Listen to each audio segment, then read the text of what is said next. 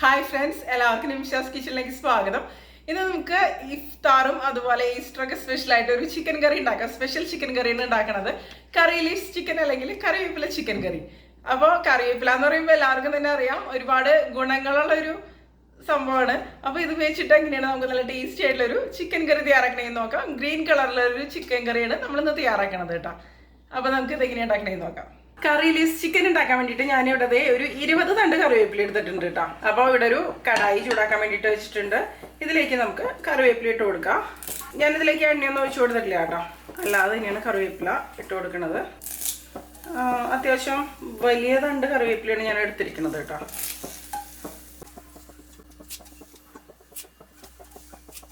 അപ്പൊ ഞാനിപ്പോ പകുതി കറിവേപ്പില മാത്രമേ ഇതിലേക്ക് ചേർക്കുന്നുള്ളൂ. പകുതി ഞാൻ മാറ്റി വെച്ചിട്ടുണ്ട്, അതായത് ഒരു 10 തണ്ട് കറിവേപ്പില. ഇനി ഇത് നമുക്ക് ഡ്രൈ റോസ്റ്റ് ചെയ്തെടുക്കാം. നന്നായിട്ട് കഴുകിയെടുത്ത കറിവേപ്പില തന്നെയാണ് ഇട്ടത്.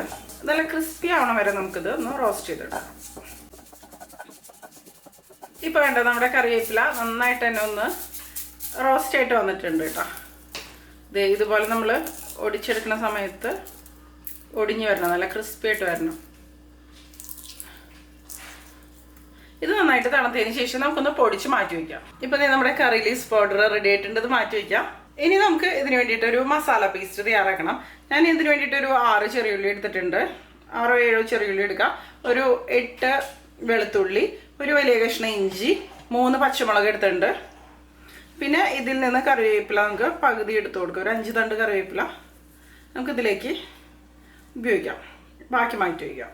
പിന്നെ നമുക്ക് ഒരു കഷ്ണം കറുകപ്പട്ട ഇതിലേക്ക് ചേർക്കാം. അതുപോലെ ഒരു തക്കോലം, ഒരു 4 ഗ്രാമ്പു, 3 ഏലക്കായ. പിന്നെ എടുക്കുന്നത് കുരുമുളകാണ് കേട്ടോ. ഇതിലിപ്പോൾ എരിവിന് വേണ്ടിയിട്ട് കുരുമുളകും പച്ചമുളകും മാത്രമേ നമ്മൾ ചേർക്കുന്നുള്ളൂ. അപ്പോൾ കുരുമുളക് എരിവിനനുസരിച്ച് നമുക്ക് ഉപയോഗിക്കാം. ഞാൻ 1 ടേബിൾ സ്പൂണോളം അളവിൽ കുരുമുളക് എടുത്തിട്ടുണ്ട്. പിന്നെ പെരിഞ്ചീരകമാണ് ഇതിലേക്ക് ചേർക്കുന്നത്. പെരിഞ്ചീരകം 1.5 ടീസ്പൂൺ അളവിൽ.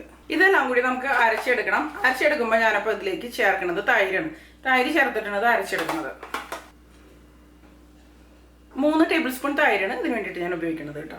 ഇതെല്ലാം കൂടി ഒന്ന് അരച്ചെടുക്കട്ടെ. അവധി നമ്മുടെ ഗ്രീൻ മസാല പേസ്റ്റ് റെഡി ആയിട്ടുണ്ട്. ഇനി ഞാനൊരു കടായി ചൂടാക്കാൻ വെച്ചിട്ടുണ്ട്. ഇതിലേക്ക് നമുക്ക് വെളിച്ചെണ്ണ ഒഴിച്ചു കൊടുക്കാം. ഒരു 3 ടേബിൾ സ്പൂൺ വെളിച്ചെണ്ണ ഒഴിച്ചിട്ടുണ്ട്. വെളിച്ചെണ്ണ നന്നായിട്ട് ചൂടായിട്ട് വരുമ്പോൾ നമ്മൾ നേരത്തെ മാറ്റി വെച്ച് 5 തണ്ട് കറിവേപ്പില ഇതിലേക്ക് ഇട്ട് കൊടുക്കാം.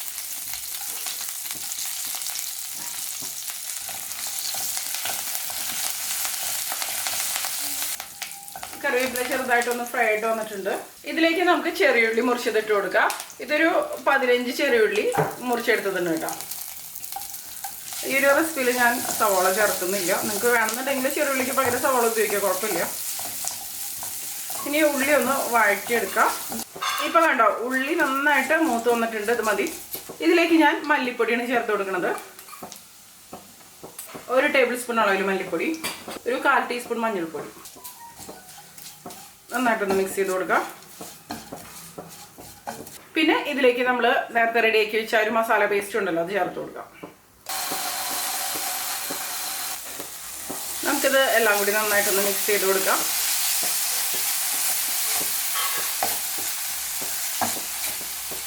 ഇതിൻ്റെ പച്ചമണം ഒന്ന് ചെറുതായിട്ടൊന്ന് മാറി വന്നോട്ടെ. ഞാനിതൊന്ന് അടച്ച് വെച്ചിട്ടൊന്ന് കുക്ക് ചെയ്തെടുക്കണം. ഇനി നമുക്കിതൊന്ന് തുറന്ന് നോക്കാം.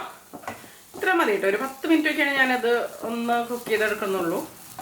ഇനി ഇതിപ്പോൾ ചിക്കൻ്റെ കൂടെ കിടന്ന് റെഡി ആയിട്ട് വന്നുള്ളൂ. ഞാനിവിടെ 1 കിലോ ചിക്കനാണ് എടുത്തിരിക്കുന്നത്. ഇതൊരു മീഡിയം സൈസിലുള്ള കഷ്ണങ്ങളായിട്ട് മുറിച്ചെടുത്തതാണ്.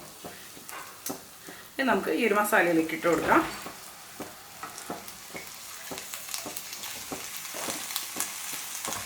പിന്നെ ഇതിൻ്റെ കൂടെ തന്നെ ഞാൻ ഒരു തക്കാളി മുറിച്ചതും കൂടി ചേർത്ത് കൊടുക്കുന്നുണ്ട്, ഒരു നല്ല പഴുത്ത തക്കാളി. ഇനി ഇതിലേക്ക് ആവശ്യത്തിനുള്ള ഉപ്പ് നമുക്ക് ഇട്ട് കൊടുക്കാം.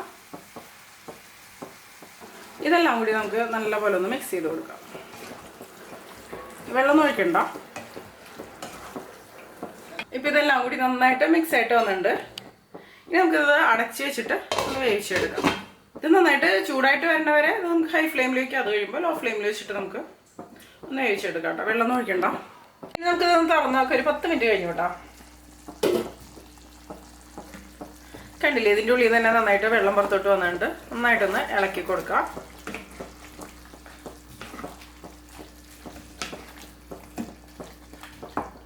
അതിനുശേഷം വീണ്ടും നമുക്കിത് അടച്ചു വെച്ച് വേവിക്കാം. ഇനി നമുക്കിത് തുറന്ന് നോക്കാം. ഇപ്പോൾ കണ്ടാവും ചിക്കനൊക്കെ നന്നായിട്ട് വെന്ത് എണ്ണയൊക്കെ തെളിഞ്ഞ് വന്നിട്ടുണ്ട്. ഇതിലിപ്പോൾ കുറച്ച് ഗ്രേവി ഉണ്ട്, നിങ്ങൾക്ക് വേണമെന്നുണ്ടെങ്കിൽ ഡ്രൈ ആക്കി എടുക്കാം കേട്ടോ. ഞാനിപ്പോൾ കുറച്ച് ഈ ഒരു ഗ്രേവിയോട് കൂടി തന്നെയാണ് എടുക്കുന്നത്. പിന്നെ ഒരുപാട് ഗ്രേവി നിങ്ങൾക്ക് വേണമെന്നുണ്ടെങ്കിൽ നിങ്ങൾക്ക് ഇതിലേക്ക് ചേർക്കണ ഉള്ളിയുടെ അല്ലെങ്കിൽ സവാളയുടെ ഒക്കെ അളവ് കൂടുതൽ തന്നെ എടുക്കാം. ഇനി നമ്മൾ നേരത്തെ റെഡിയാക്കി വെച്ച ആ ഒരു കറിവേപ്പില പൊടിച്ചതുണ്ടല്ലോ, അത് ഇതിലേക്ക് ചേർത്ത് കൊടുക്കാം. അതിനുശേഷം നമുക്ക് നന്നായിട്ടൊന്നും കൂടി മിക്സ് ചെയ്ത് കൊടുക്കാം.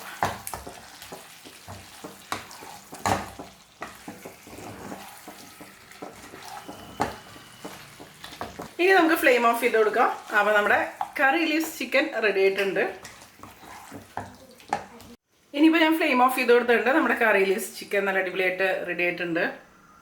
ചോറിൻ്റെ കൂടെയോ ചപ്പാത്തിയുടെ കൂടെയോ നമുക്ക് ഇഷ്ടപ്പെട്ട എന്തിൻ്റെ കൂടെ വേണമെങ്കിലും കഴിക്കാം. അടിപൊളിയാണ്. ഈ ഒരു വീഡിയോനെ കുറിച്ചുള്ള നിങ്ങളുടെ അഭിപ്രായങ്ങൾ എന്ത് തന്നെയാണെങ്കിലും വീഡിയോയുടെ താഴ്ന്ന് കമൻറ്റ് ചെയ്യാം. അപ്പോൾ നമുക്ക് അടുത്തൊരു നല്ലൊരു റെസിപ്പി ആയിട്ടോ അല്ലെങ്കിൽ വേറൊരു വീഡിയോ ആയിട്ടോ നമുക്ക് വീണ്ടും കാണാം.